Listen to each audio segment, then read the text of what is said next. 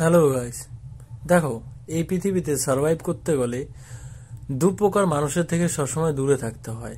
না হলে ওরা নিজেও কোনোদিন সাকসেস হবে না এবং তোমাকেও কোনোদিন সাকসেসফুল ব্যক্তি হতে দিবে না। যেরকম এক প্রকার হলো স্বার্থপর বা ব্যস্ত লোক। কারণ স্বার্থপররা এবং ব্যস্ত লোকরা তারা তাদের স্বার্থ বুঝেই তোমার সাথে কথা বলবে। স্বার্থ ছাড়া তুমি কে, তোমার দাম কিছুই দিবে না ওরা। তো স্বার্থপর লোকের থেকে সবসময় দূরে থাকবে। এবং আর সেকেন্ড প্রকার লোক হলো যেরকম যারা অ্যাটিটিউড বেশি, যাদের ঘমন্ড বেশি, তাদের থেকে দূরে থাকতে হবে। কারণ হলো তারা, তুমি তাদের কাছে যে কোনো প্রকার একটি সাজেশন চাও, তারা তোমাকে এরকম কথা বলে বা এরকম কথা শোনাবে যেটার জন্য তোমার নিজস্ব মানসিকতা ভেঙে যাবে। মানে এক কথায় তোমাকে নেগেটিভ করে দিবে।